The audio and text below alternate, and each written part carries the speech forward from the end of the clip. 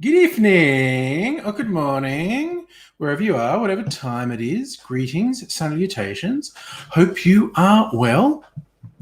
Showing up, it's Cinco de Mayo, Australian time anyway. A date that apparently a lot of people mistakenly think is to do with Mexican independence. It isn't. This date somehow got popular in the US as a way to have a bit of a party. It celebrates a victory in a particular battle over Napoleon's army. This is how bad my knowledge of history is. I didn't realize Napoleon's army was ever in the Americas. I do not know much history, quite honestly. I looked that up, obviously, when I decided to theme the stream around Cinco de Mayo. Yeah, here we are. And hey, Megalich, how are you?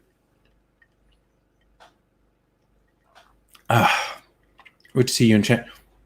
The last couple of live streams, I've been drinking this blood orange with lemonade. It's blood orange juice I got from the supermarket. And that's like only 10% the blood orange juice. It's really strong.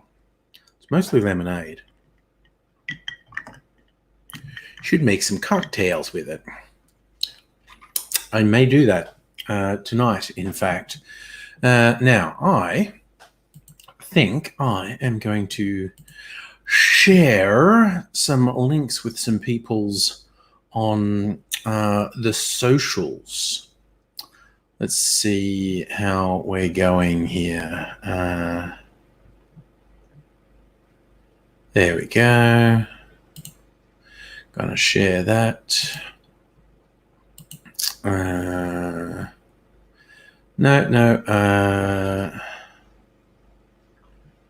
Well, yeah, Facebook giving me some confusing things. Let's just do this. Come and join me live. Let's post that. And now I want to do the same. No, I know what I want to do. Hey, Musical Aviator, how are you this fine evening? It was indeed a fine day, at least it was in Melbourne. It's very sunny by midday, flawless blue skies. It was a bit overcast, even slightly misty in the mornings. But it was, high teens, flawless blue sky. Went for a bit of a walk at lunchtime to local fish and chip place.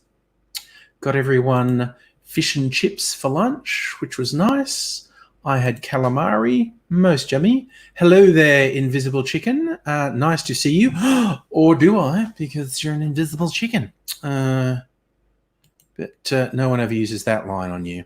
Just going to post a link to me on Twitter's come and join me live for Happy Cinco de Mayo. There. That's that done. For whatever good that will do me. And now I shall leave that. OG message, so happy Cinco de Mayo to you. No one's done that, Invisible Chick. There you go. I'm the original. Sorry, I just got distracted by some things that were in the cupboard opposite me. I'm thinking like, hey, that's a thing I could use for a cocktail. Woo!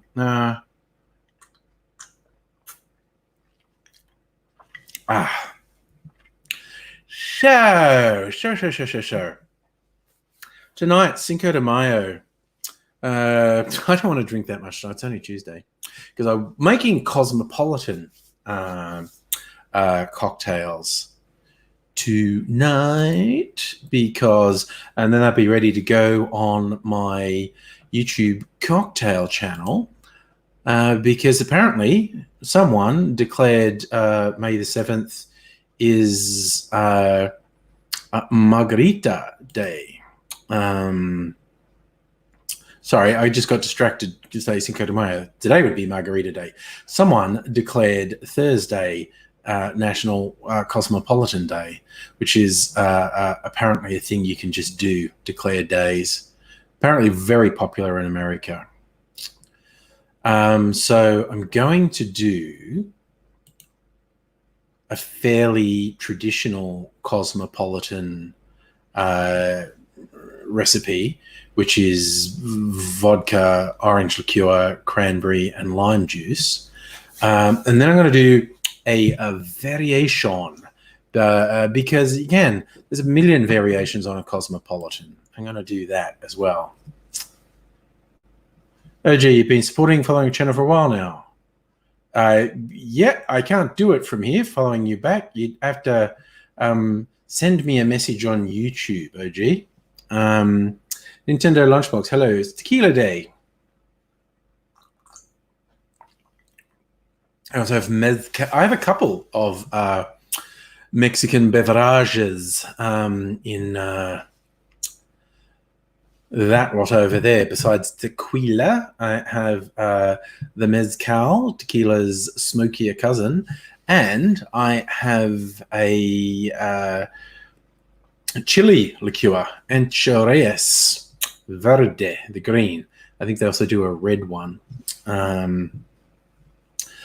So I could go very Mexican with my drinks tonight, but I'm not, because I'm going to record one to go on my channel. Hopefully have it live tomorrow for Cosmopolitan Day. Get in a day early. Tell everyone they should be drinking Cosmopolitans on Thursday. And we shall see how that goes. I don't think I will have a tequila drink tonight, because that would be too many drinks on was it Tuesday? Is it Tuesday? It's Tuesday. It's Tuesday night.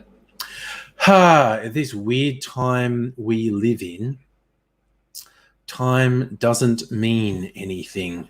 There are only 3 days: yesterday, today, and tomorrow. The week no longer has 7 days. That's of no use to us anymore. That old and outdated concept of a 7-day week.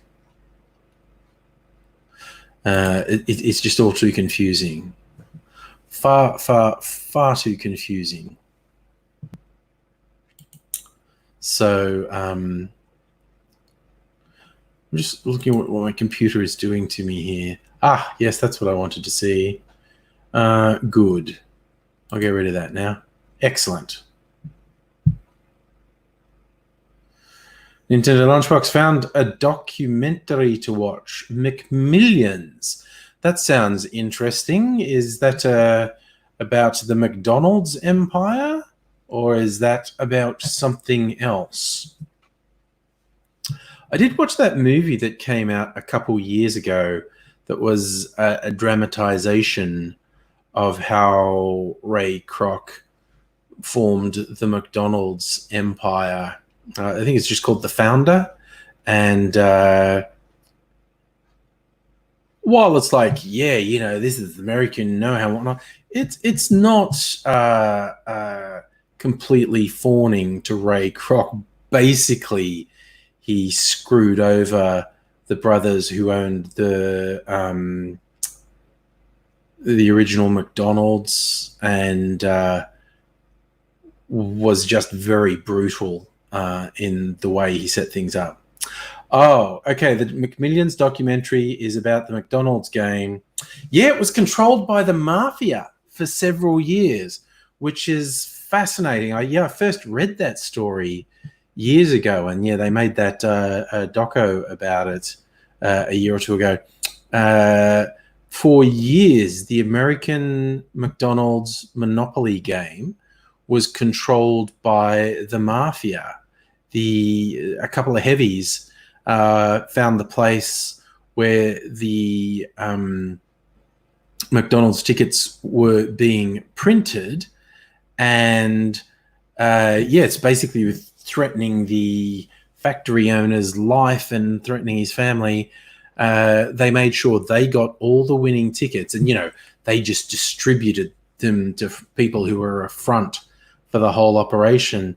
And it went on for years. They were claiming millions of dollars worth of prizes, and hardly anyone was the wiser. Did eventually get found out. Invisible Chicken, you had to write a paper on how McDonald's was formed. That would be a little bit of interesting research.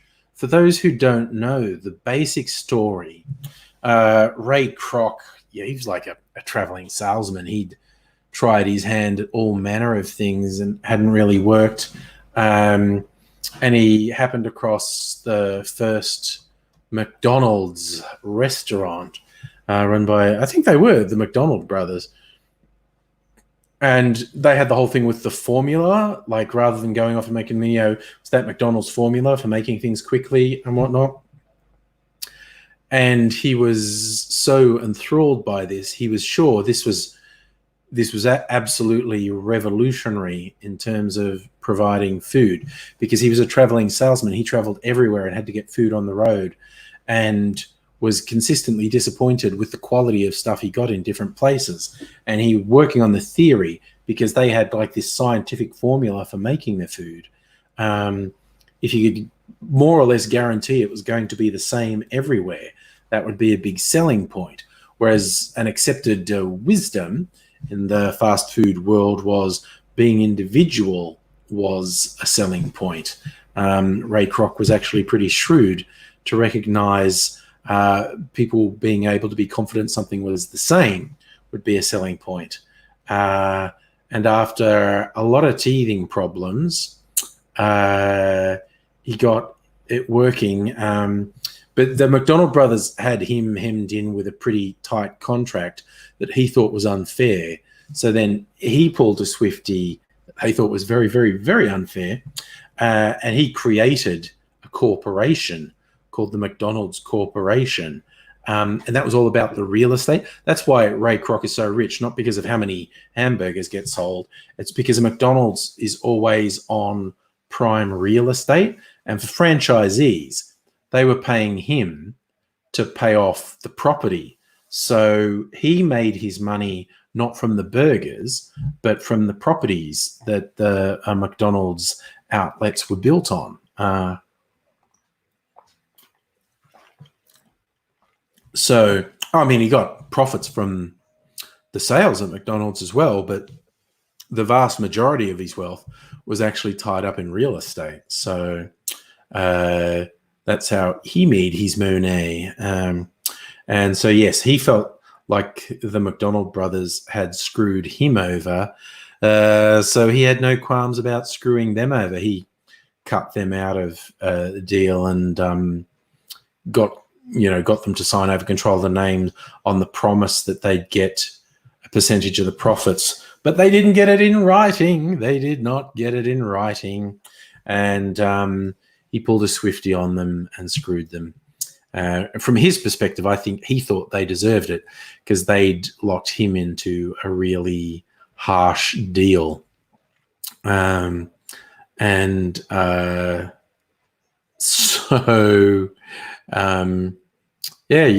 Business, eh? Nice people don't run big businesses, basically. Those billion-dollar profits only come if you're willing to fuck people over. Whether you're talking Bill Gates destroying a number of software companies in the 90s, through to Jeff Bezos, who has slaves, through to Mark Zuckerberg, who profits through genocide, among other things. Elon Musk, who's only rich because his money made money through apartheid. Everyone goes, Elon Musk's a genius. No, he fucking isn't. He was born into privilege. Family fled South Africa, and he rose to prominence in Israel with his investment in PayPal and something else. Again, it was an investment. He didn't write the code. He's not a genius. He had money and he did investments. And he had a couple of very successful investments. And yes, all the science behind Tesla and SpaceX, it's not Elon Musk. He doesn't know how any of that works. He's actually you see how stupid he is with his public pronouncements. He's a fucking moron. He'll be lucky if he stays out of prison, actually, just for breaches of fiduciary laws. He'll be very lucky if he stays out of prison, because he seems incapable of keeping his mouth shut to the degree he is meant to keep his mouth shut. So there's that. So what's the time? 8:17. Maybe I should get right in, make some blurdy blur, make some noise, make some cosmopolitans. Maybe I should. So, okay, standard Cosmo is very straightforward. 1 shot vodka, 1 shot, well, they said triple sec. I'm going to use Cointreau because I got Cointreau. 1.5 shots cranberry juice. I went and got cranberry juice specifically to make these. Half shot lemon juice. Sorry, lime juice, not lemon juice. I've got lime juice. All right. So I'm going to make one very standard one. Then I'm going to make one with a couple substitutions. Because I like to do comparisons. Wait a sec. Let me see something. Just check. No. Okay. I need to view on YouTube. You know how these controls work. I don't want to sort of fuck anything up, basically.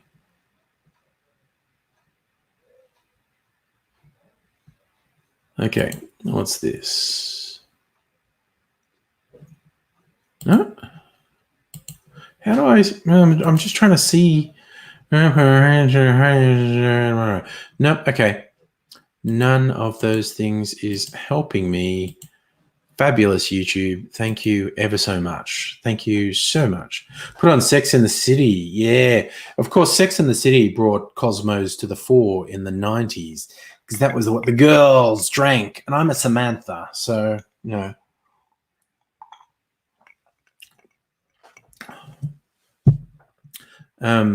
Yes, I don't even really like Cosmos. I'm literally just trying to come up with themes for the videos.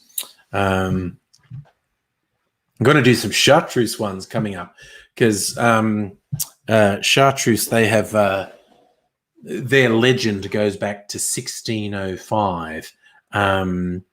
They have 1605 emblazoned on their bottles. That's when they say the recipe was invented by a monk, although it didn't become a bottled beverage until 18 something. But the very clever marketing people at Chartreuse have decided, because they use 1605, 16th of May is Chartreuse Day. So I'm going to make some chartreuse drinks in the lead up to then. Peter, hello. How are you this fine evening? Right, I need to get myself ready. So I'm going to get those ingredients ready first. That's relatively straightforward. Let's get the vodka. Get the vodka. And get to the blood orange. Get that all happening here. I want to get things back here. This will be the easiest way to get it. All right, my sumac vodka for my variant Cosmo. And my Cointreau. Where did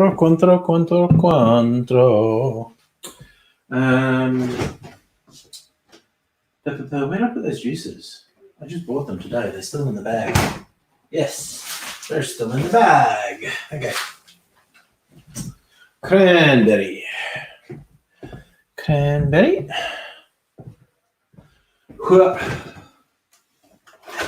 Und lime juice. Okay, that's all the ingredients I need.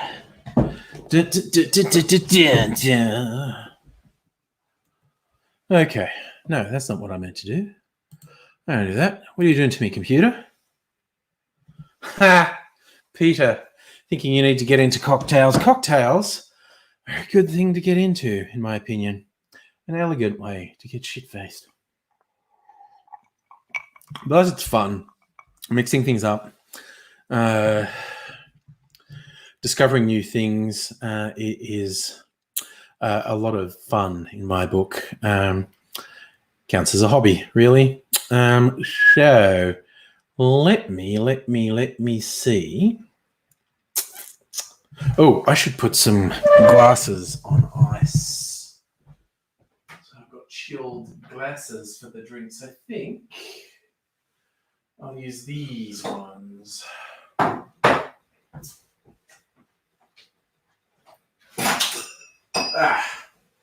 Okay, put these in the freezer to chill them.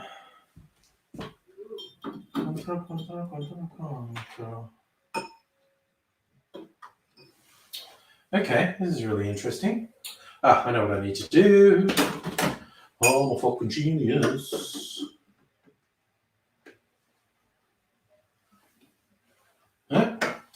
This is more trouble than I thought it was going to be.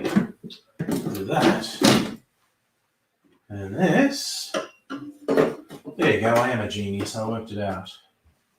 I'm a goddamn genius. Oh, right. So, that's that. That's ready. Good. I just realized what we I did do a live stream on May the 4th for May the 4th be with you. Could have cracked out my Star Wars Family Feud, but I forgot. Let's go to rest now. Hey, Locust Trooper, how you doing? Reet. So, maybe I'll set up my thing. Harb, what are you doing? Some deep fakes for the Bruce side. Yes, you've got to look into the technology for deep fakes so we can recast Bruce Forsyth in Armageddon the musical, which is probably the smartest idea I've ever had. So I was going to turn off the fridges, wasn't I, when I made a video? Because the little motor? It's not the motor. It's got a name. Compressor. The compressor in the fridges goes off and makes noise. Have a busy day. A fairly busy day. I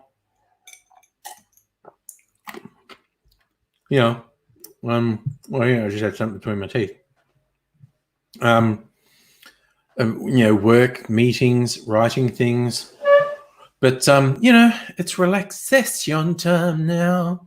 So, how's everyone else's day been? How weird is life at the moment? I've been working from home. I don't even remember how long I've been working from home. Is it 6 weeks? I don't know. It's all fucking... It's a blur. I don't even remember how long I've been working from home. Is it 4 weeks? Is it 6 weeks? I honestly don't know. Is it longer? Yep. No, I've absolutely vagued out. Time has no meaning. I don't know what to do. Right. So I should set up my camera.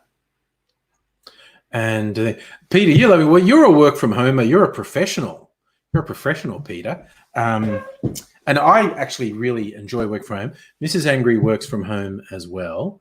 And all the offspring are doing their education at home. My two are doing uni, and Mrs. Angry's lad is doing year 12. So everyone's at home. Look, it's true. You went grocery shopping. Yeah. There's a lot of... I went to the supermarket today too. Everyone is at the supermarket. Invisible Chicken, you're handling mostly well, but one of your dogs had a seizure. That would be distressing. That would be very distressing. Megalich, your sister's just got tested for COVID. 48-hour wait. Nintendo Lunchbox, empty streets of Vegas are sad. Didn't the Vegas mayor want to reopen everyone, and who gives a fuck what happens after that? That's the thing. Yes, Peter, I don't need to remember how long I've had the joy of working from home. Okay, I'm going to set my camera up over here. I decided how to do this.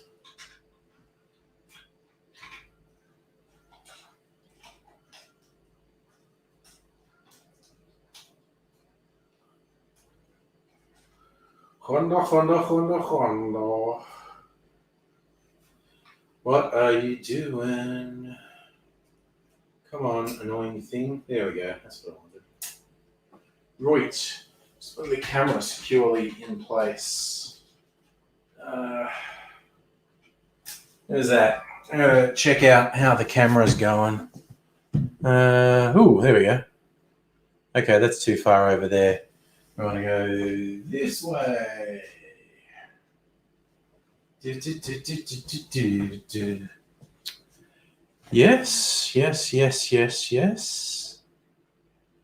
Maybe even slightly wider. What do we get if we go slightly wider? Hondo. Okay. That's pretty good. I've got my camera set up. Okay, what's happening down here in Chatty Poos? Yes, Catherine, I agree. Days are blending together. And hello, Luke. How's it going? I hope your dog's okay too, Invisible Chicken. It's always distressing if there's a problem with the pet. Luke, I am setting up to do a cocktail video. There's my shaker there. My filter is there. Reach. We've got a shaker. What's that? Like Stripper, Australia beat Norway to get #1 spot on the human index. I didn't see that. What does that mean? That we're happy? Does that mean we're happy? That's a good measure of quality of life, not the fucking stock exchange or the CPI or any bullshit economic measure. How happy are people? Right. So, going to put some ice in here.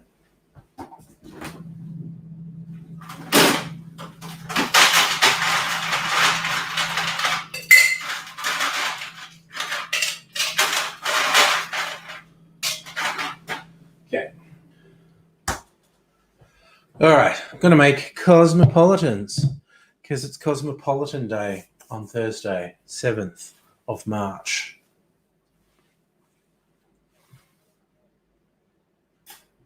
Okay. That was predictable.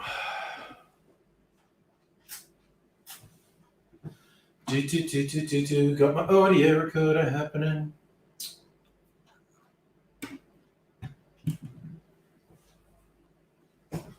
Right, okay. Open the camera again.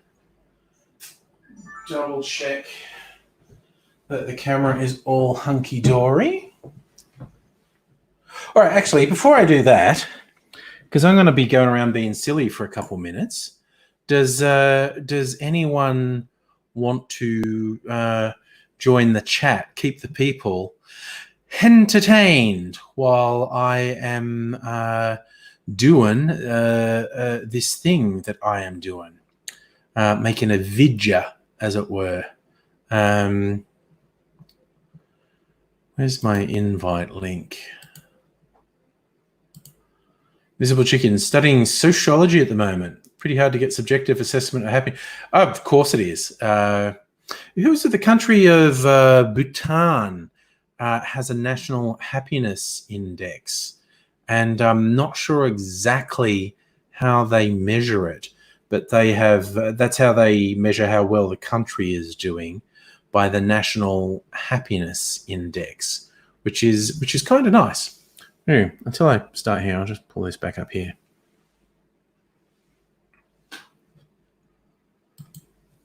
Let me actually. I'm gonna do a little bit of research while we're talking. Happiness Index.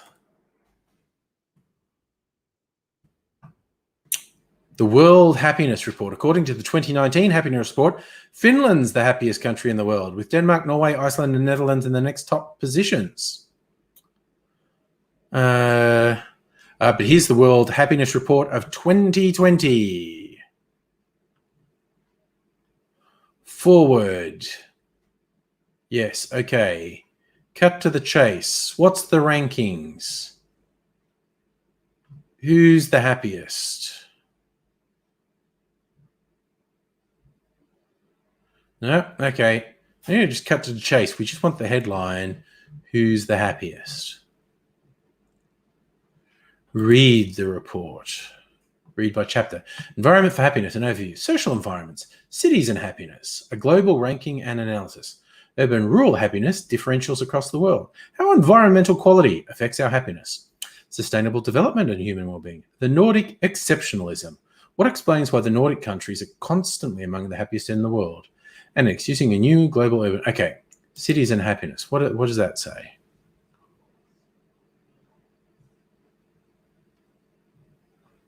Cities. Why don't they just go? It's all we want is a top 10. We only want listicles. That's all we want. Cities around the world. Happiest sittings. Subjective well-being rankings. Helsinki, Finland. Oslo, something or other, Denmark. Wellington, New Zealand. Zurich, Switzerland. Copenhagen, Denmark. Bergen, Norway. Oslo, Norway. Tel Aviv, Israel is happy. That doesn't seem right to me. Stockholm, Sweden. Brisbane, Australia. Brisbane is Australia's happiest city. Well, that's nice. 10th. San Jose, Costa Rica is 11th. Reykjavik, no one ever says Reykjavik in a song, is number 12. Toronto, Canada, 13. Melbourne, Australia, 14. Perth, Australia, 15. Auckland, New Zealand, 16. Christchurch, New Zealand, 17. Washington, USA, 18. Really? Washington's the happiest city in the United States? Also doesn't seem right. Does not seem right. And then Dallas, Texas. And Sydney is the 20th happiest city. I don't know if I believe any of that.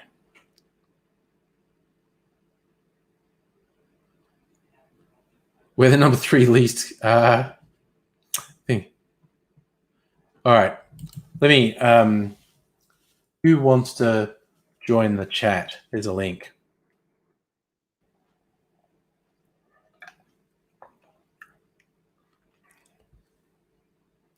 Sorry, I just noticed Pugwash jumped in like, ooh, you have flour. There's a Costco 12.5 kilogram bag of flour right there. The joys of Costco. It was like, this is the funny thing. It was that or nothing. I didn't want to get one that large. The previous one we had, which we used, was 5 kilos. I was trying to get another 5 kilo bag.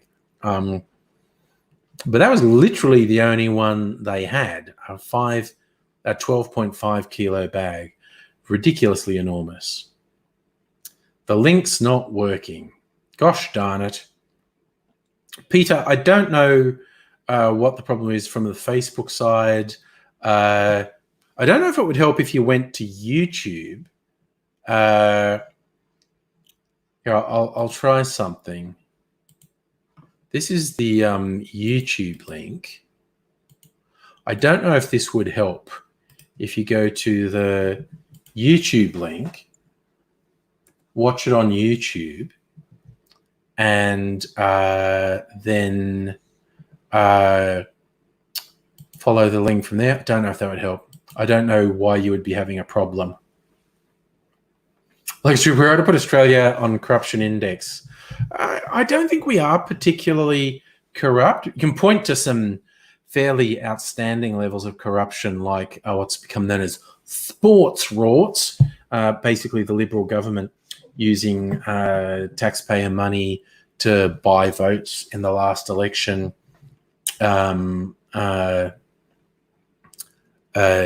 by spending large amounts of money in marginal electorates for sporting clubs. That's corruption. It's not really very extreme corruption. The most extreme corruption is where people in power put the money directly into their pocket. And that is not a huge problem in Australia. It happens. It absolutely happens.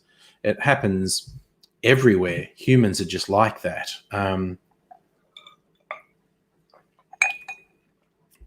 But yeah, I mean, you know, someone will probably come and throw some statistics at me to make me wrong. Heine! Hey, how you going, man? You're just going audio. Hang on a second. I'm just going, what, sorry? Oh, here's Audio. another person. That's Hello. okay. And Abigail, hello. Oh. Hello. Hey, how's it going? Yeah, not too bad. Good, My sleep cycle is shifted so that I can be here. So Oh, okay. I'm on about a 25-hour a day sleep cycle, and I have been all my life. And it just shifts like over a month. It just completely cycles throughout the whole day. Okay. And so at the moment, this is about my bedtime at the moment. So okay. Fair enough. It's weird how it works, but I don't know. I'm trying to fool everyone into thinking I'm human, and for the most part, it's worked. No one's complained. Nice. And you can see you too, Heine. Now you're Yeah, I've got my webcam working. I'm going well. Why is Elon Musk going to be looking at charges or jail time or something? He keeps fucking around with saying stuff to influence the share price of Tesla, which is illegal. He's already been fined, I think, tens of thousands, if not hundreds of thousands of dollars for doing it in the past. And he's not the CEO anymore. They booted him out of the CEO position. Well, Peter, I think you have to mute something. I made it. Okay. No? Yeah, I think you have to mute something, Peter. I do. Hang on a minute. Hang on. It's always one. Okay. How's that? Yeah, I did it. No, I can still hear my echo. Yeah, so sorry, I have to mute you at the moment because I come back a second afterwards. The YouTube window.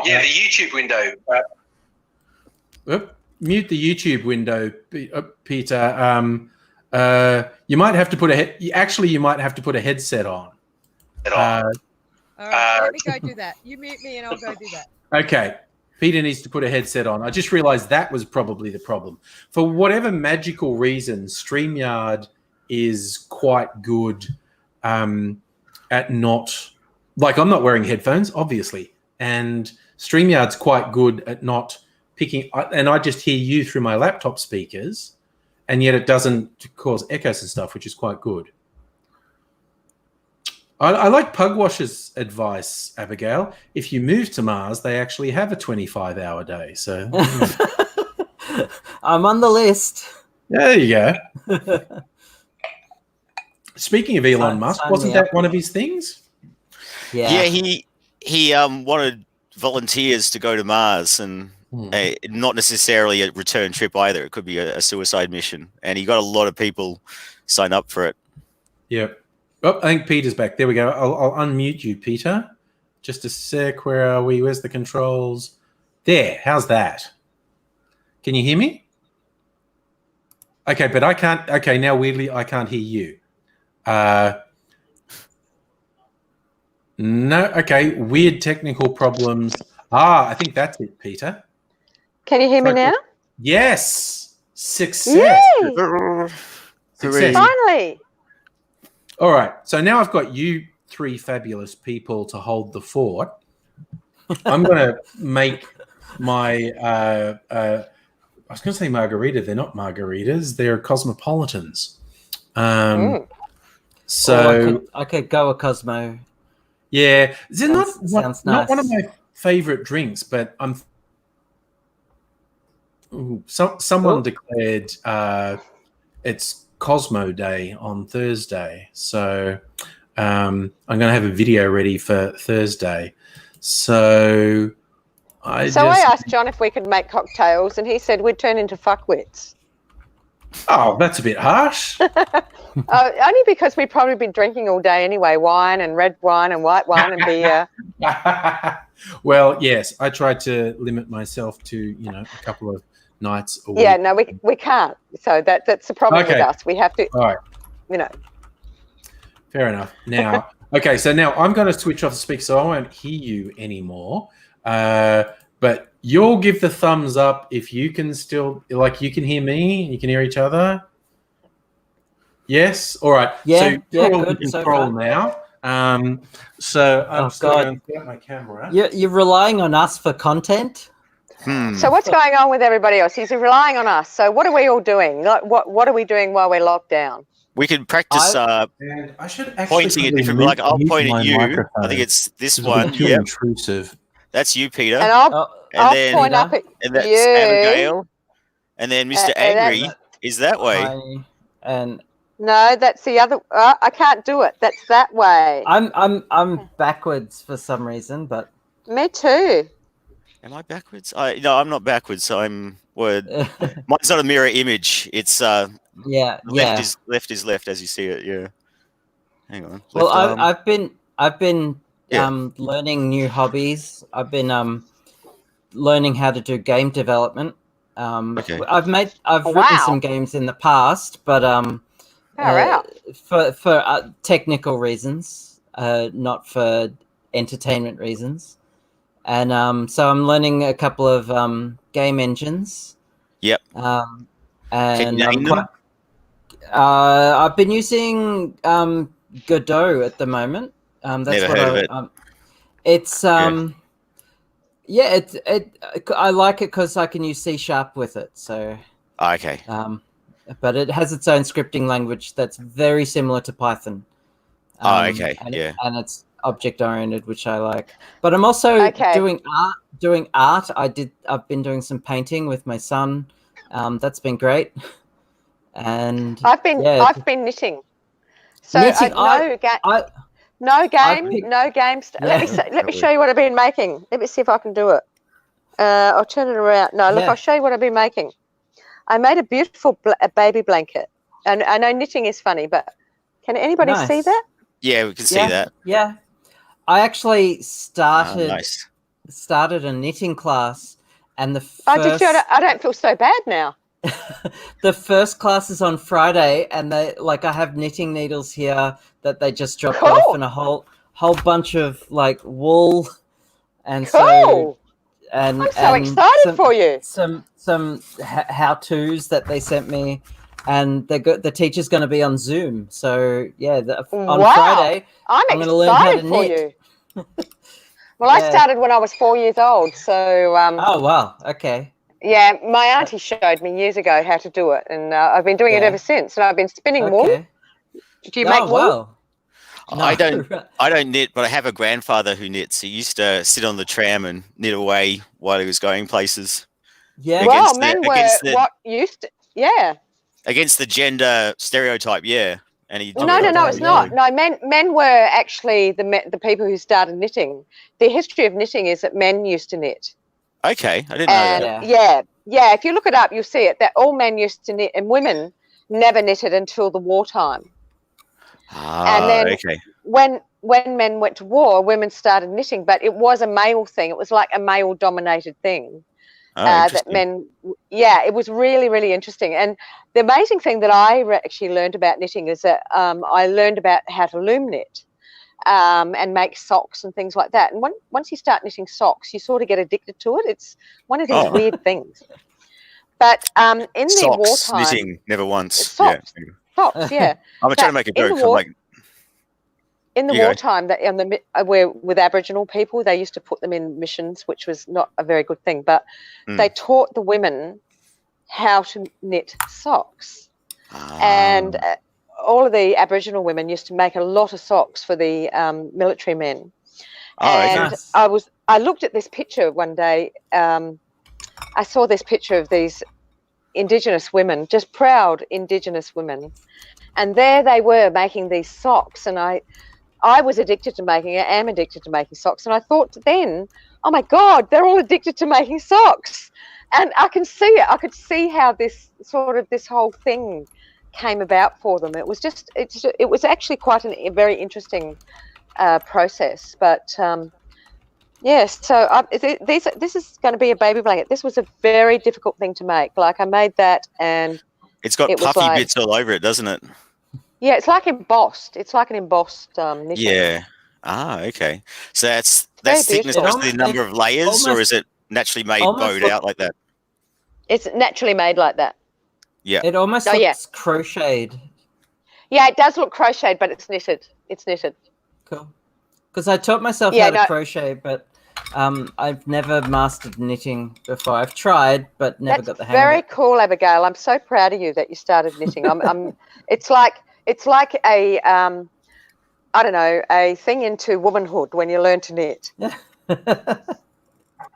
I guess I was doing a sewing class as well, but that had to be cancelled due to the plague. But I started making the plague. I started I made a handbag, and I started making some clothes, and wow, I'm impressed. My mother bought me a sewing machine, and I paid my way through the class by servicing all of the overlockers and sewing machines. Okay. Wow. Can you thread an overlocker? Like you are a genius. You are a genius. Overlockers are the worst. That when they're functioning, they're like on a knife edge of not working. They're the worst. They just blow out. And then the horrible thing about an overlocker is if you don't know how to thread the thing, you're like living on that edge of bloody disaster if you don't know how to thread the thing again. Yeah. And the tension is just unforgiving on an overlocker. I'd rather just do French seams for days than use an overlocker. Yeah, no, an overlocker is terrifying. Yeah. But I learned how to service them, and I've been doing that to pay my way through this sewing class. Oh, well, I'll send you my overlocker. I'll post it to you. You can service it, thread it, and send it back. Send it back. I don't know if the threading would survive the mail. I haven't used it for I'd say 20 years. Yeah. I don't know how to thread the thing. Is it 4-thread or 3-thread? 4. Yeah. 4 is bad news, is it? Well, it's just it's terrifying. Extra layer of complexity, and just another thing you have to adjust tension, and so it's it's not additive, it's multiplying the complexity of it. It's like ridiculous. A car engine. What's your name? Heine? James. My name's James. Heine is my internet handle. Oh, James. It's like a car engine, but 4 of them on top of each other, and then you have to service each and every one of them, and then they all rely on each other as well, and they all affect there's each other. 2 going this way and then sewing all along there and stuff like that. Yeah, I did sewing in year 8, so I know the basics, but we used overlockers, but we didn't have to service anything. Just using them and getting because you have to adjust the tension for each individual thread as well as the material that you're sewing and the thickness. And if the cutter's not sharp enough, it won't cut the thread. Mm-hmm. It won't cut the material. That's the worst thing. If it's not, sharpened, then you're all fucked up with it. And you can adjust the cutting width and the all these things are adjustable, and it's just a pain. Have you tried a knitting machine? Have you ever used a knitting machine? No, I haven't. Oh my God. The women in the 60s that used those things, I tell you what, they were the most amazing women. The knitting machines are the most highly convoluted pieces of engineering that you ever want to use. And I don't even know how women worked out how to use them. That convoluted, engineered to the last. Women throughout history were the ones who worked out how to operate convoluted and complicated machines. Like the first computers were operated by women and programmed by women, and they were complicated. And it was women who used the first looms, and the women who used the who made a lot of discoveries in astrophysics by just crunching numbers. Totally. And women were computers back in the day. The man would be the scientist, and the woman was his computer, apparently. Yep, that's the astrophysics. That's right. The astrophysics was amazing. Like a lot of those, there was a whole team of Indigenous women in America that were a whole team of working that out. Yep. Well, and they've only just been recognised for it. And like for a long time, programming computers was seen as a woman's job. Interesting. I've got to go away for now, so I'm going to try and do this. Well, I'll get it right. Thanks for chatting. I should be back, but probably only in about 20 minutes or something. So see you later.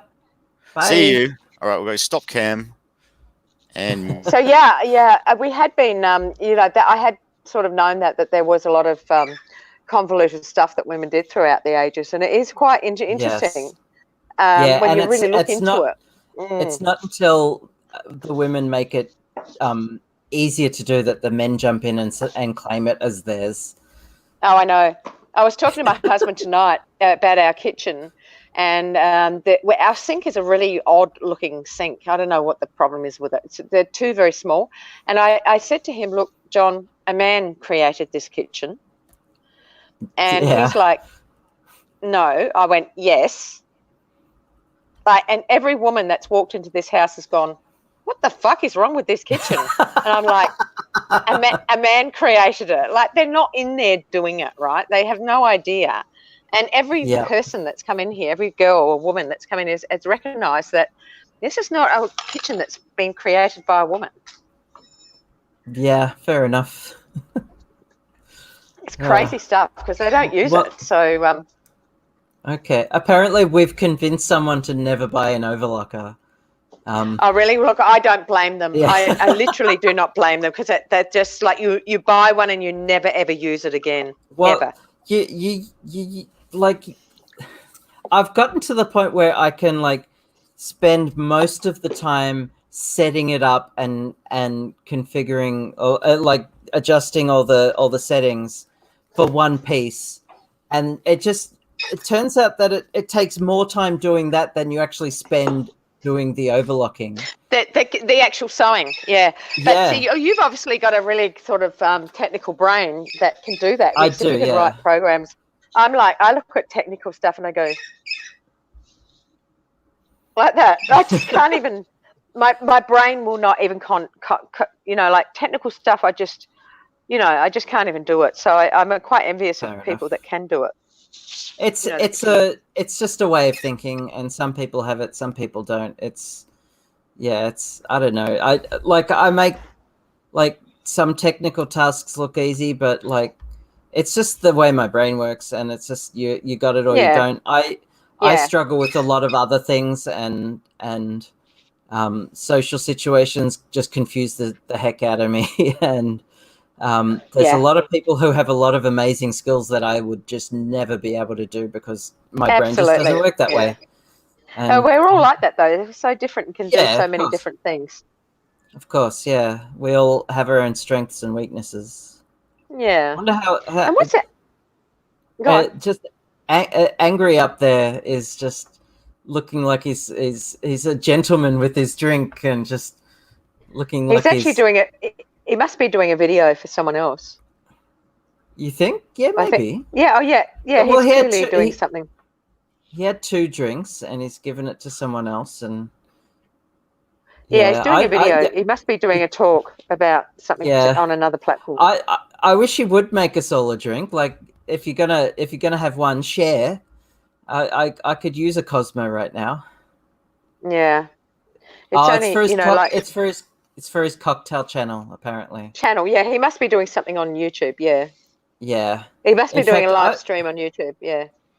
Oh, okay. I've got some cider in the fridge, so I'm going to go grab one. I'll be back in a sec. Okay, I've got my red. So I'll wait for you. So I don't know who else is here watching.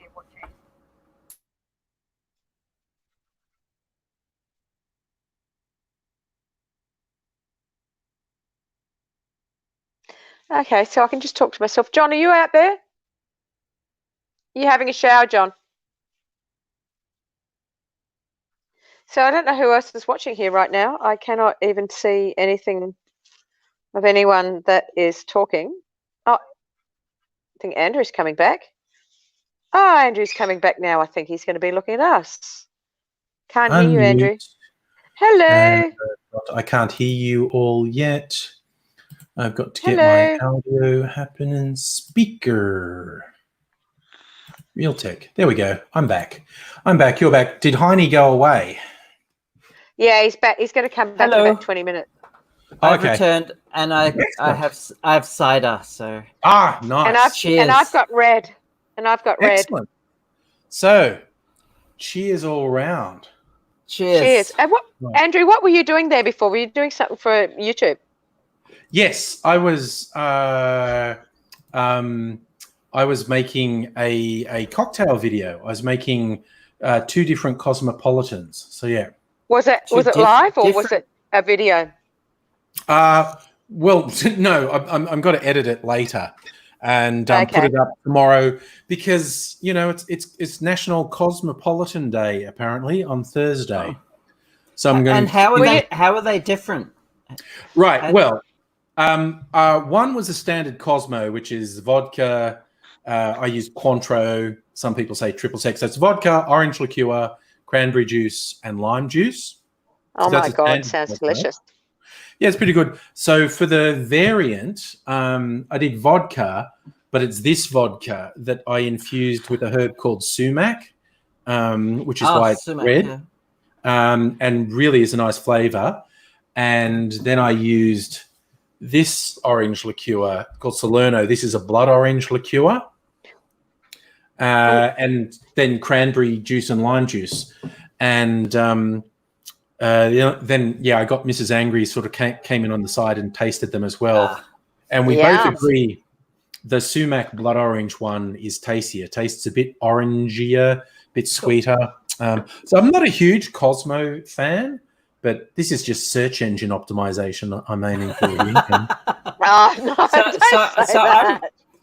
I'm wondering with all that alcohol you have in your house, do you have like warnings outside your house and like explosive or hazardous material? I've actually wondered that too, Abigail. Because it just takes one misstep and your house will just explode with all that ethanol in the background there. There are 4 or 5 overproof bottles there, so they're even more risky than the. I want to know about the investment. Oh no, God! We roughly calculated that a week or so ago, and it's taken me like 2-3 years to build up that collection. But it's about $3,000. So, but we would. John and I would have drank that in a week.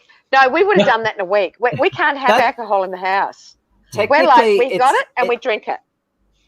Technically, if you buy it and then just drink it and don't get a return on your it's not an investment. It's just that's true. It's an expenditure. Yeah. Because we would buy it. See, our problem is, Andrew, is that we would buy it and then it'd be here for a week and then we would drink it. Yeah, I decided to keep track of it because I thought, I don't think I'm drinking anything that fast, but I don't actually know for sure. So at the start of March, I started tracking. I've got a little spreadsheet where I record every bottle I bought and to see how long it lasts. And the only one I've used up since the start of February was a bottle of vermouth. But they say you basically have to use vermouth within about 2 months or it starts to go a bit iffy. Is that the same? Andrew, it won't. Andrew, there's no way. Can I ask you, do you ever make your own?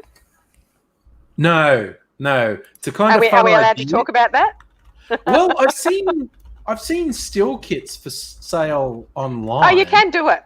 you can do it. Yeah.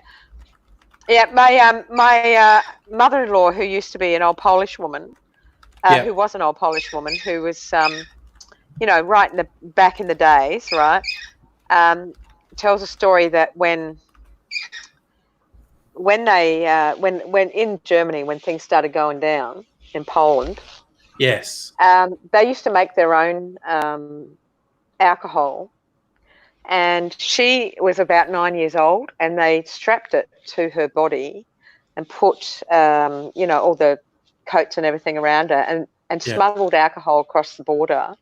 And I know it's crazy. She was 9 years old, and I said to her, weren't you worried about it? And she said, oh no. She said, I had to do my duty, and that was my duty I had to do. So she smuggled alcohol that was made in a still across the German-Polish border back in wartime, so that they could have money. Wow. Okay, that's fair. Isn't that Oh no, that's fucking incredible. And her telling the story, like, watching her tell that story, and I'm like, fuck, what the fuck? Oh no, it was okay. This was my duty. Like, she's 9 years old. Yeah. Right? And now Andrew, some cunt can't even sit there on his fucking couch and go, I just need to stay here for another 2 or 3 weeks and I'll be fine. Yeah. And yet there she was at 9 years of age, smuggling alcohol over the German-Polish border. Yeah. Anyway, I'm not getting into that. I'm just saying. It took me back there. Yeah, absolutely. So that is really incredible stuff. Yeah. Yeah. I mean, I've seen some very funny analogies, like, all these whiners who want to protest. Imagine if there were people like that during the Blitz in London in World War II. Like, no, I'm going to leave my lights on. I'm going to leave my lights on. Yeah. I know. Lights are freedom. I'm going to have my lights on, thank you. Yeah, you can get fucked. I think the best one, ultimate, Jesus is my vaccine. Oh, yeah. That's the Darwin Award winner right there. Oh yeah. Yeah. And Jesus also, is my vaccine. Yeah. Also, they're very lucky their bullshit's not true, or they'd be going straight to hell. Because again, anyone who doesn't have that really unhinged evangelical bastardization of religion, to actually have the hubris to go, say, okay, you were, say, God's behind everything. Okay, so God created science and medicine and experts, and so God provided you with everything to look after yourself, and you go, I'm better than God. That's not going to end well for you. It's just not. But that reminds me of a joke, actually. There's this guy stuck in a flood, and he's praying. Oh yeah, I've got God. It. Yeah, you've heard this one. Anyway, dude on a boat comes past and says, "Hey, do you want a lift?" And he says, "No, God will save me. God's going to save me." Yeah, and then another dude on a boat came along and said, "Look, the water's getting really high. It's up to your doorway now. Do you need a lift out?" No, Jesus will save me. And then a helicopter came along when the water was up to his roof, and he's up there on the roof, and they called down from the helicopter, "Hey, come on, take this line, come on!" And he's like, "No, Jesus will save me." And so he died in the flood, and he went to God and he said, "God, why didn't you save me?" And God just said, "I sent 2 boats and a helicopter. What the hell, man?" I also noticed Invisible Chicken in the chat going, "Oh my God, I was thinking of the same joke." Nice, great minds. Eh? But that's it. It's like you'll give. Oh, Peter's back. You disappeared for a second. Sorry about that. Yeah, I was pouring myself a red. Oh, that's fine. Yes. I noticed Pugwash was asking, was that a Crystal Head bottle? No, this is actually smaller. I have some Crystal Head decanters as well. You do? This I've got one right here. Oh, yeah, there you go. Abigail's got one. I've got a Crystal Head, but not a bottle. Yeah. I've got. Well, I'll show you. Where's my Crystal Head bottle? It's just here. So this is a Crystal Head bottle. It's got a concoction of mine. It's green. So you can see this one's actually noticeably smaller than a Crystal Head bottle. That's like 750 mils. This is like 500 mils. This was just a decanter I got from like a $2 shop. It cost more than $2. Oh, wow. It was only like $3 or $4 or $5 or something. I've got like 6 of these because they're so cool. Okay. Are they good quality? Like, are they? Because this Crystal Head one, the 700 ml one, is thick. It's like really sturdy. So is this one. I'll show you. I've got another one. Where is it? Damn, Pugwash, 3 liter Crystal Head vodka. I've actually got an actual Crystal Head. I've got a real Crystal Head. You probably can't see the difference, but this is another one I got. And it's way more fragile. I'm always worried about breaking this one. This one is as tough as a Crystal Head bottle. It's really thick. Okay. So they're from different. But I've got an actual Crystal Head. I've got a real Crystal Head. Yeah, so have I. In your body? In your skull? In your skull? No, idiots. I've got a real Crystal Head. I've got like a Crystal Head. Not my head. No, I've got an actual Crystal Head. Let me find it for you. Yeah, well, that's what this is.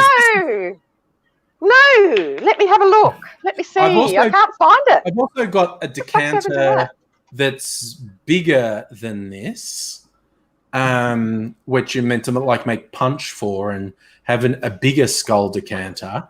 And I've got one that's about half the size of this that I got because they were cute. Crystal Head? And then I never used them because they're cute but very practical because they're really small. And I also got these tiny ones that are actually Crystal Head vodka in them that I got from Duty Free. Where is it? Yeah, it's massive. Where's the big one? Oh, they're the tiny ones. Yeah.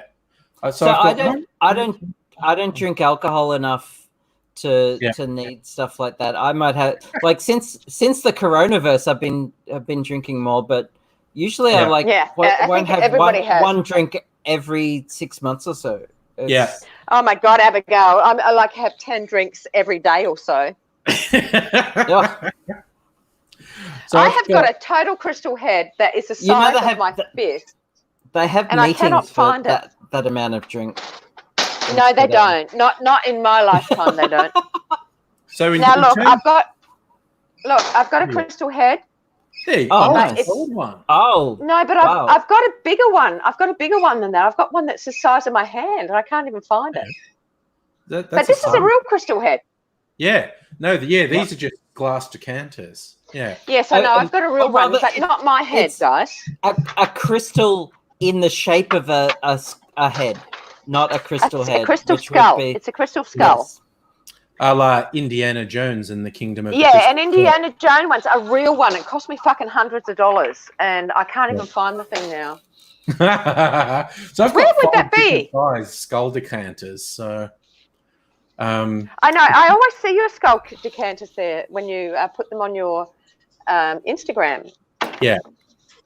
Many years ago, in fact, I think it would be almost 15 years ago, I was engaged to be married, and a rich relative of mine gave me a set of whiskey tumblers and a whiskey decanter, really expensive one, as an engagement present. And the engagement fell through, but you don't return the gifts. But I've never used it. It's in this plush box in a shelf. I know exactly where it is, but I've never had the reason to use it because I don't drink that much. Yeah. So yes, I should re-gift it at some point. Yeah. They tend to make pretty full-on stuff for whiskey, the decanters, and glasses, and whatnot. It's a set of 4 tumblers and the decanter. So and they're crystal, not glass as well. So really expensive stuff. I remember when I it's I lived in I used to be in a theatre company many years ago, and travel all around the world with it. And I think it was in New Zealand. I think it was New Zealand, but I remember going to this home, and they had this expansive home.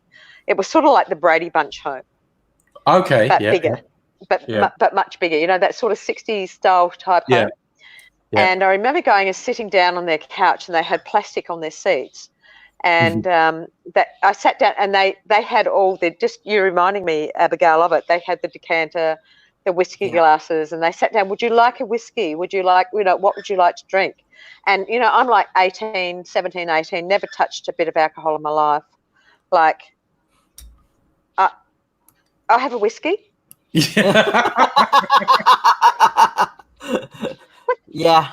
But it was like this really sophisticated home, and I loved the house, and they had all these 60s sort of type furniture, and I can't remember if it was in America or it was in New Zealand. It was so long ago, it was a long time ago now. But I just so remember the decanters and the whiskey decanter and the glasses. My brother's first wedding, someone gave him a bottle of 12-year-old scotch. Ooh. And he poured me a drink. It's the nicest whiskey I've ever had. It was just so smooth and rich, and it was just amazing stuff. Yeah, I don't like whiskey. I very rarely drink whiskey straight, but neat. Yeah, one of the smooth ones with a nice big chunk of ice, I might do it. But as I found out in a recent video I did, because I had this little gift box of expensive whiskeys, little bottles of them, and I made some whiskey sours with the expensive whiskeys, and they tasted so much better than with the thing. I'd always said, you don't have to get expensive ingredients for cocktails because you're just mixing shit up. And so Andrew, I think you need to make your own alcohol and then make your own, get your own. I think you need to do it. It's something you need to do, and then get your own sort of flavors into it. When I was in year 11 in high school, I made 90% ethanol spirits. In my bedroom, and sold little bits. Did you blow it up? No, I sold it to people. No, okay, that's lucky. Oh, you sold it! You like bootlegging! You're bootlegging! Sold it to kids in school. Yeah. How much for? I don't remember. It was too long ago. Abigail, that's against the law. That is against the law. Well, you're not allowed to do that. My chemistry teacher taught me how. And so I collected all the equipment I needed, set it up in my bedroom at the time, and made 90% ethanol. God damn. Yeah. Yeah. And that's stunned that you didn't kill anyone with your homemade ethanol. Or you didn't blow up the house. The danger is not removing the methanol from it. Yes. And then people go blind. Yeah. Yeah. Also, it's damn near impossible to get more than about 96% ethanol without getting quantum on it or getting some expensive equipment. Yes, well, you get the most extreme stuff like the Polish rectified spirit or that stuff Everclear they sell in the US, and it tends to be 94, 95%. I was going to say 80% proof. They used to sell it here, Andrew, because we used to get the Polish pure. Yeah. And we used to make Slivovich, so we'd make all the plums and all that sort of stuff. And then put the pure in it, and then you'd only put about that much pure in it into master's amount of it, and it would just be like rocket fuel. Yes. You're only but you can't get it now. No, you're only meant to use it as a tincture. You're not meant to drink it. You're meant to, it's meant to be a tiny component of the overall thing. But yes, they made it illegal because a couple of teenagers died from alcohol poisoning. That's what teenagers do. Yeah, they do it without 90% alcohol, but I did warn everyone to dilute it heavily. Yes, but it was easier to transport when it was more concentrated. Yep. The base of this was Polish rectified spirit, the 95%. I steeped some herbs in it, and I left the herbs in too long, and then the flavor was too strong. Not the alcohol, the herb flavor was too strong. Yeah. Like even just putting a little bit in a drink, it was a really overpowering flavor. So I diluted it multiple times with vodka, not water. so it probably still somewhere between 60 and 70% alcohol.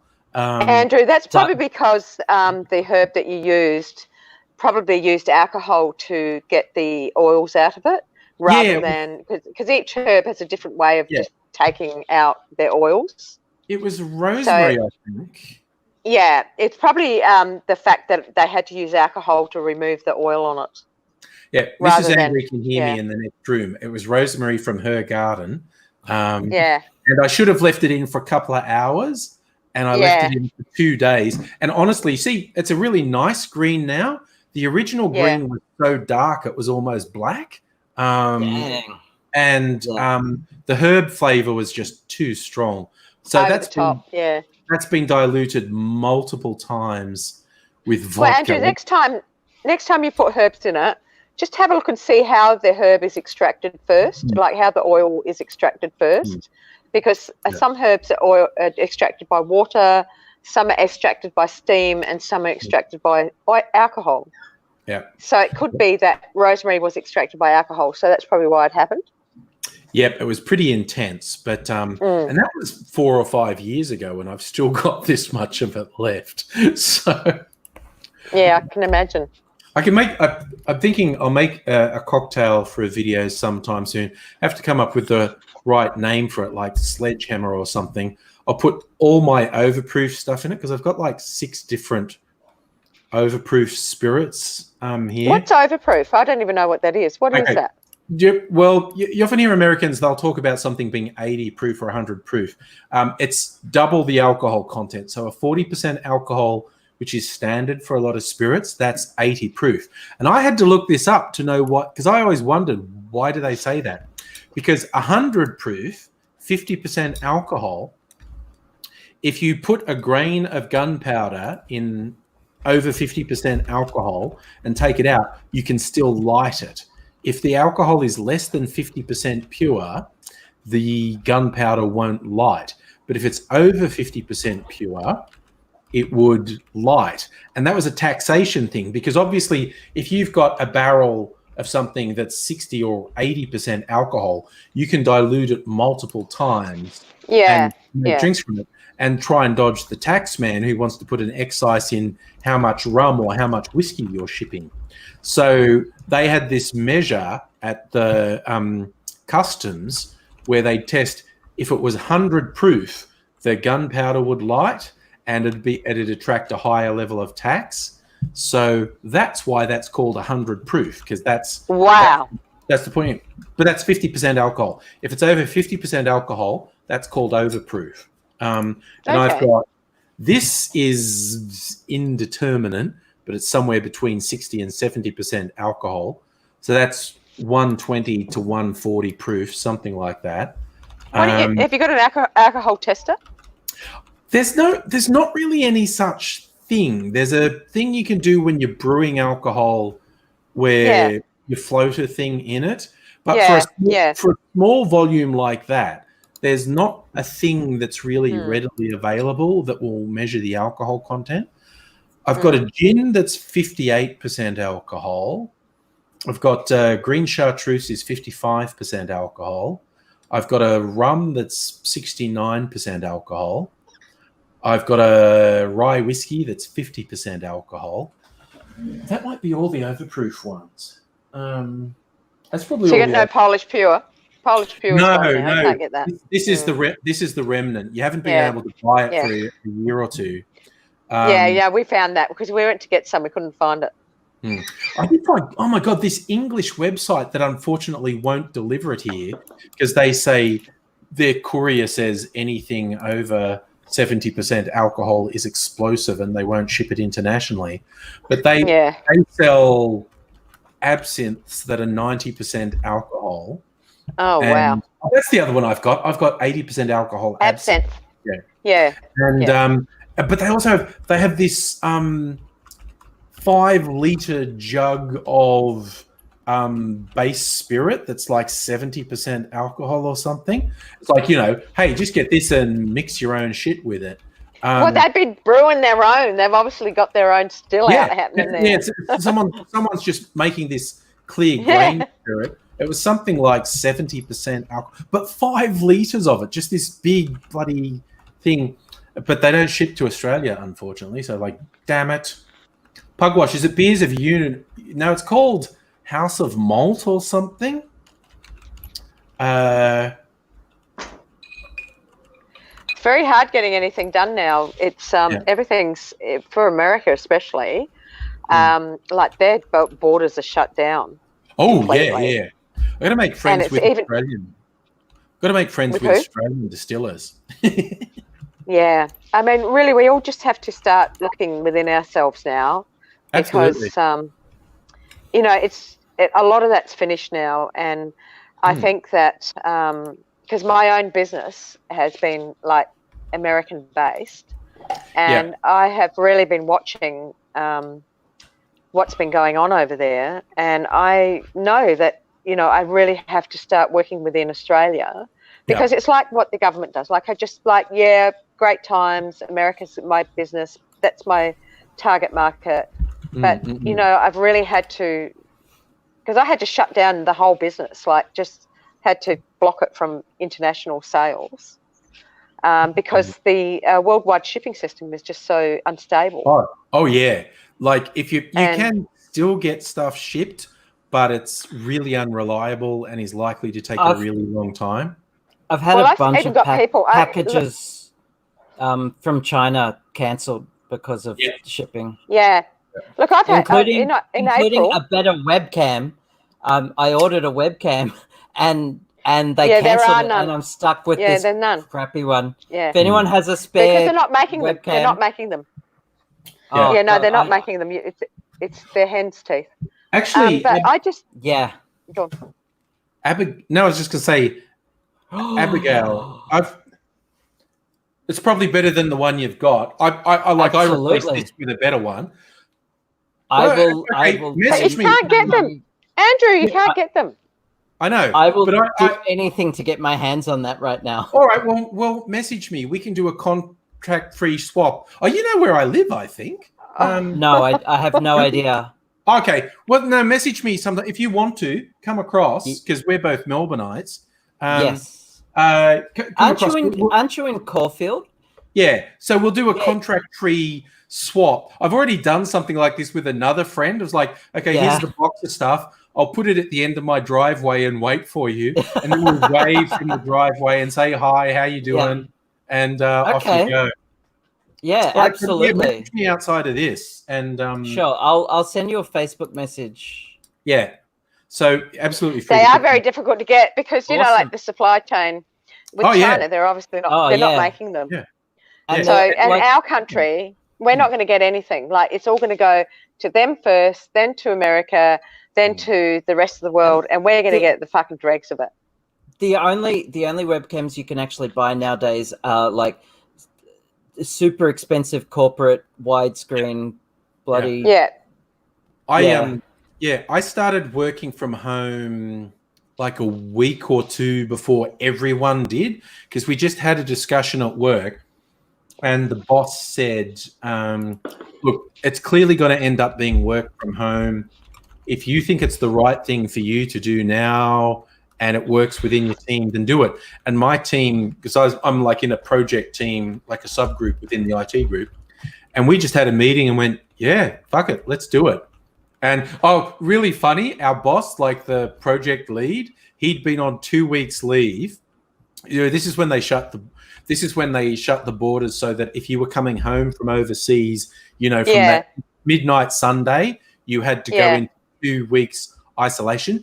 He was overseas for his daughter's wedding, a thing that had been planned for months, and he was due back on the Sunday in the middle of the day, and the flight got delayed 14 hours. So he got in just after midnight, and he had to stay home. Isolate. And isolate. Oh, no. And it was like after a couple of days of that, we just went, fuck it, why don't we all do it? And then within 2 weeks, but that was like the Wednesday that week, I thought, I don't want to use my home computer setup. I'm going to get another monitor to connect to my work laptop and set up. This is my workstation. Like my home recreation is over there, and my work is over here. Exactly. You need to do that. You need to do that. Yeah. A lot of people struggle with productivity if they don't do that. You've got to have some separation. Yep. I go to Officeworks to get a monitor. 80% of their monitors were gone. And I was like, what? And they went, yeah, everyone's just, and I was shit. And so I grabbed the monitor, and apparently within 2 days, you couldn't get monitors or webcams for love nor money. Yep. And I was like, oh, shit, I didn't realize everyone's doing this. Yeah. Well, luckily, I bought my monitor in December, just like a couple of months before it all happened. But I've been sitting on this webcam upgrade for years, and it just so happens that when I needed it, it's like I put it off too long, and Can I show you my setup, my work at home setup? Oh yeah, that'd be cool. Yes, definitely. So I've been working at home for 17 years, and this is what happens when you work at home for 17 years. I don't know if you can see it. Yeah, no, that's a multi-monitor. Wait a minute. There's 4 of them. So you start there, and it just goes around. Look. Nice. 4 monitors. Nice. It's like, let me see if I can do it. Hang on. I can't. No. That's the command. Actually, if you turn your phone sideways, it'll probably auto. Oh, we lost her. No, I think she's going to reconnect. Oh, okay. While we're doing that, can I show you mine? Yeah, absolutely. Is that okay? I just got to grab my webcam, and so this is my PC. Yeah. Ooh, nice, sexy. I've got like my flight stick. Yeah. There, and I've got my HOTAS under some, like the throttle control is here. That's the throttle for the wow. Yeah, because I take my space simulators very seriously. I was about to say, where's Musical Aviator? He'd be going, "Oh my god, that's fantastic!" So I've got the 3 monitors. I've got the 35-inch 2K monitor here. Woo. And I've got the HD 1080p monitor up there, and I've got a really old monitor up there. And the only reason I don't have 4 monitors is because this one is just so big that my monitor stand won't allow another one. There's no more room. Yeah, but I've got like my microphone down here. Like cool. Yeah, and my gaming keyboard and my gaming computer. Even the RAM has lights on it. Like how ridiculous is that? Nice. That's just, I love it. Very showy. Yeah, well, it's all for show. All like gaming PCs are all for show. It's all for nerd cred. Yeah. But I quite like that aspect of, hey, you know what? The technology is like as brutal as it can get. Let's just make it look sexy as well. Yeah, absolutely. Yeah, I like that. Yeah, I know. Yeah. So time for that. So yeah. Okay. Oh, sorry. Go on. No, that's good. Just saying Peter's coming back. Cool. Yeah, I tried to turn my camera around, but I can't do it. So okay. Let me just show you. Let me see if I can sit in my chair and show you my workspace. I can't even show it to you. I don't know how to do it. So that's the beginning of it. The 4 monitors is so good. Look, and then there. It's so much better because like then I've got my security cameras. Look, I've got security laptops. Oh yeah. Oh wow. I've got this is my studio I'll show you my studio for YouTube. Cool. So what work do you do on that workstation? Well, I have a business, a YouTube. I have a YouTube channel and a business. So I can't even begin to tell you. Oh, look at that! That's amazing. Nice. Yeah, this is my my studio. Yeah. And it's got a green. It's a good studio. Look, and I've got a white screen and a green screen, a big one. That's like 3 meters long that John made. Yeah. Wow. And then this is this is my studio, so I've got more screens. John calls me the queen of screens. So oh my God. I've got three in my studio, so I can do editing.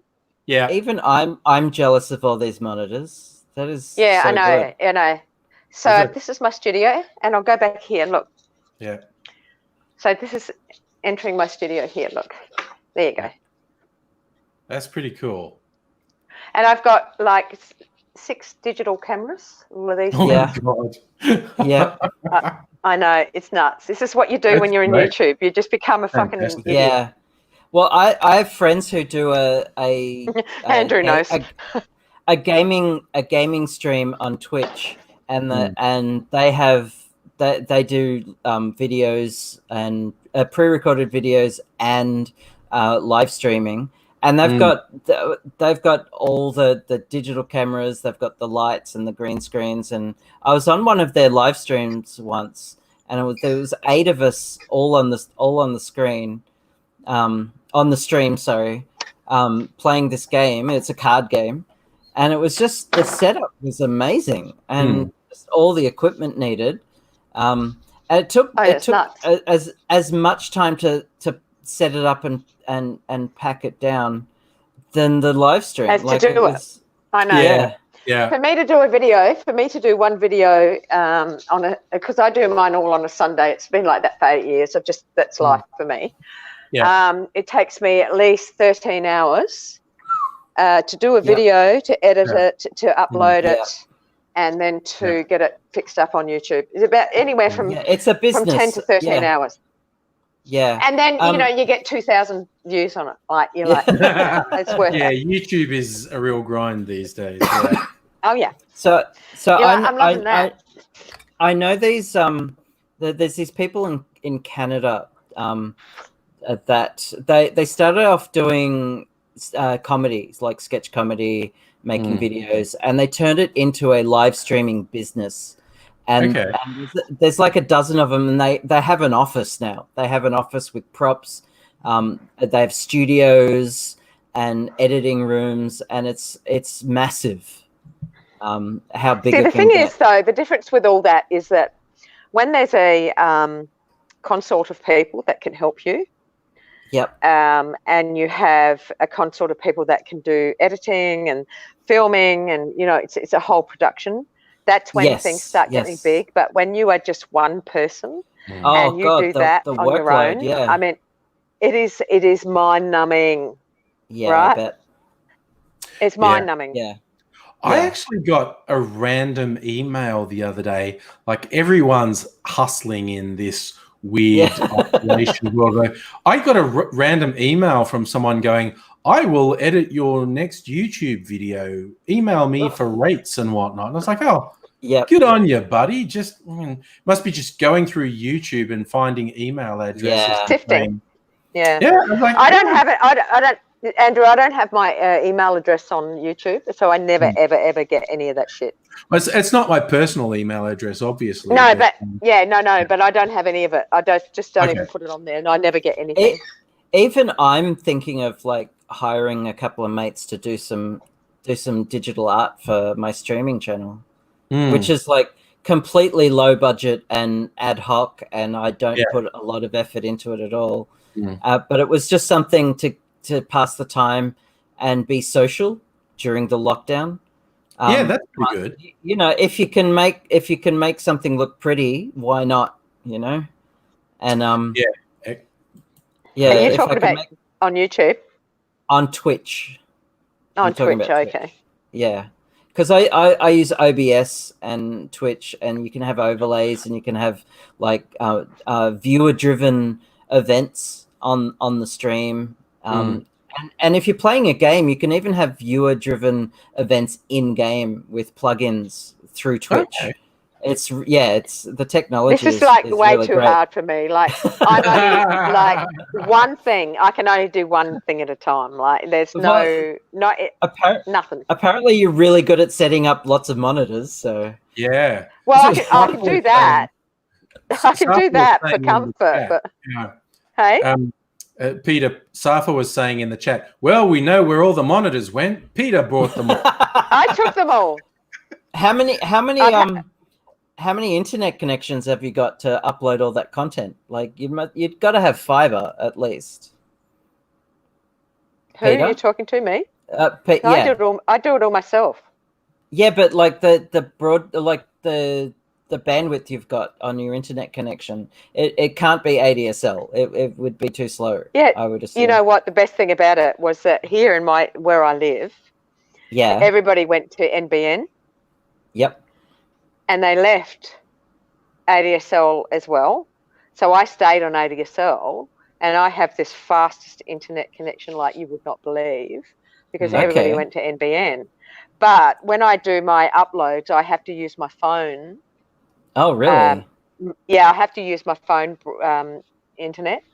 Yep. Wow. Is it 5G or 4G? It's 5G, but my ADSL will not upload. And that changed about 2 years ago. It was really good. An 8-minute video upload to YouTube, it just took about, I don't know, 15 minutes. Then all of a sudden, an 8-minute video took 12 hours. So they changed it. They obviously feathered it. Right? Is it because of video resolution and No. Telstra changed it. Oh wow. So Telstra. Telstra had to change it because it was taking 8 to 10 minutes to upload an 8-minute video, and then all of a sudden it took 12 hours. Right? Dang. So I had to change my phone. I have to use my phone internet to do it, my mobile internet to do it. That sucks. That's right. So that's the only way I can do it. I refuse to get NBN. I refuse to go through Telstra. I'm happy with the ISP I've got, and I've got fiber to my apartment. So, well, I can't. I have no choice. I live in the country, so I've got no choice. Can only imagine what it's like with a really shit NBN connection, and it's your only choice. It's got to suck. Yeah. Yeah. So I just use my phone to upload. So. Yeah. Sorry, Andrew. As you say, with NBN, eventually they say, "Hey, you don't have a choice. We're converting all connections in your neighborhood to NBN." Yeah, they'll do that eventually to us as well. Yeah. But mine's okay. Like I'm doing this through Wi-Fi. I haven't even. Connected. Okay. I haven't even connected. So mobile Wi-Fi? No. NBN Wi-Fi. I actually won the NBN lottery because for years I'd had cable because I had Foxtel, and that was like better than ADSL2 and whatnot. And so I was a bit spoiled. Yep. And then we moved about 3 years ago, and for whatever reason, the speeds here were noticeably worse than where I used to live. And then I got a letter saying, "Hey, you don't have a choice. We're going to force you on to NBN." And I was like, crap, because I'd heard so many bad stories. But my speeds on NBN are way better than they had been on cable in this neighborhood. Yeah. So yay, I won the lottery. Hooray. Wow. So for us, where I live, where we live, is we don't have the NBN cabling. So we would have to have a satellite, and we have to have a satellite connection. So we had a choice whether to stay on what we've got or go to the NBN, and I wasn't prepared to go to the satellite. I can't wait it's pointless. For Starlink. Starlink is going to change everything. Yeah, quite possibly. Absolutely, because they're already launching like a ton of microsatellites. Yeah, you can already see them, and it's only like I think Australia's been hooked into that next year. Yeah, and I hope it's not going to be like the Northern Hemisphere with all their satellites. Oh, God knows. I don't know. Have you seen them? It's global. Like you can't launch a satellite and only have it in the Northern Hemisphere. That's just physics. Have you seen the satellites in the Northern Hemisphere compared to the Southern?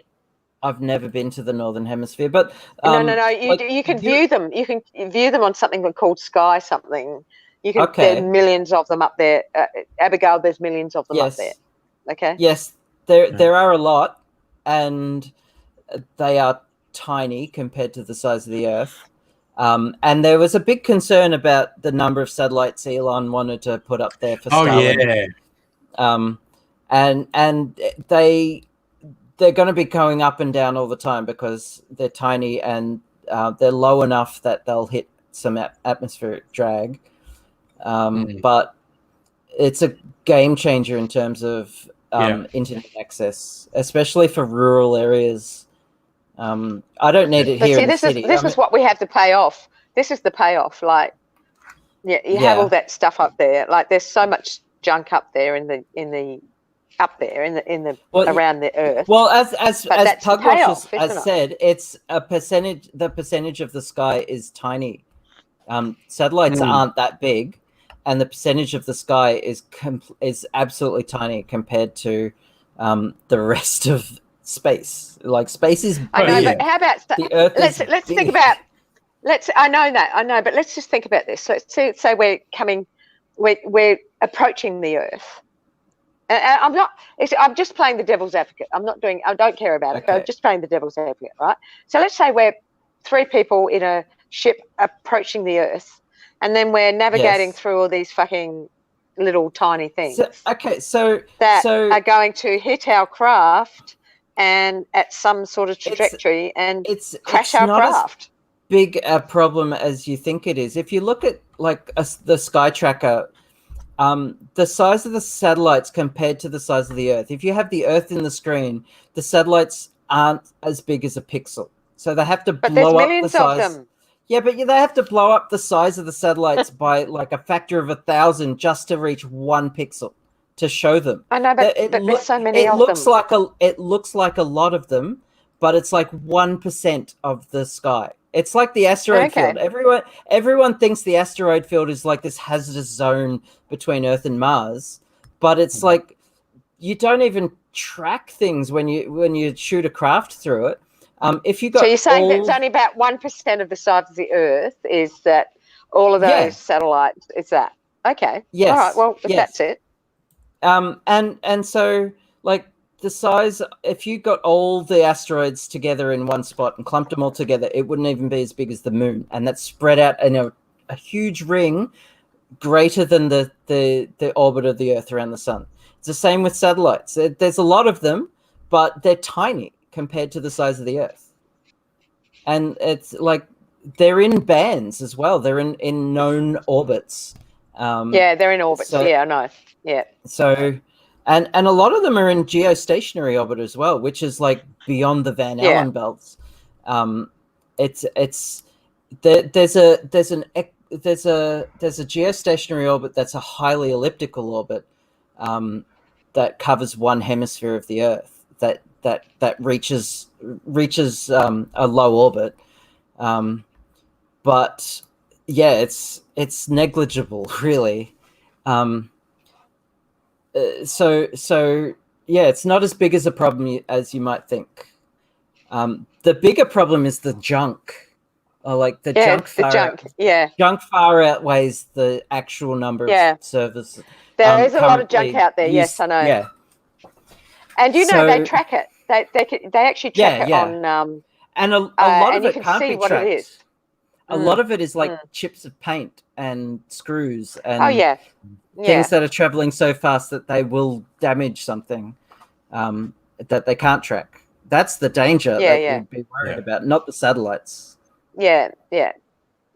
Well, it always makes me think of the scenes from, remember the Pixar movie WALL-E? The amount of actual rubbish that's in orbit around Earth. So when they go in and out of Earth orbit, they're just crashing through this big ring of garbage. Yeah. That would accrete to a disk. Yeah. And we would have a literal planetary ring of garbage. Yeah. That's what would happen. It would look nice from a distance, but when you got closer, you would be like, that's just garbage. Yes, humans love creating garbage. We've been doing it since we do. We love doing it. And I love the way the planet's healing from all of this quiet from people. Oh, and not doing it's anything. amazing, isn't it? And how fast did it start to heal? How quick did it start? So I live in Fitzroy, which is basically the heart of Melbourne, and I go outside for like daily exercise, and the air is so clean and it smells so nice, and there's hardly any traffic, and it's amazing. You go put your feet on the earth. You go sit out there and just sit quietly with the earth. I go out and meditate. You'll feel it. Yeah. You will just feel it. Yeah. You will just feel the peace of the earth just going, just having a break. And yet, we're all doing pretty much everything we can to limit our carbon footprint, and it's just a tiny dip in the global output of carbon. Yeah. And governments still say it's like an individual responsibility. No, it's as they've been able to cite, it's like 100 companies are responsible for 70% of the pollution. Yeah. I tell you what, I'm gonna go tangent to bed. I'm gonna go to bed. Thank all you wonderful people for keeping me company. Thanks, Peter and Abigail, for joining on cam, and Heine when you were here. Live long and prosper. My pleasure, Abigail. Abigail, lovely to get to know you. Yeah, likewise. We'll have to do it again soon. Well, if my sleep cycle permits. Yes. Look, if the sleep cycle happens to coincide with when I'm on, by all means. Invisible Chicken saying people in India can now see the Himalayas where they used to have no visibility because of the pollution in the big cities. Yeah. Anyway, it's a miracle. Good night, everyone. Take care of yourselves, one and all. See you later. Hope to see you again soon. But lovely, bye for Andrew, now. talking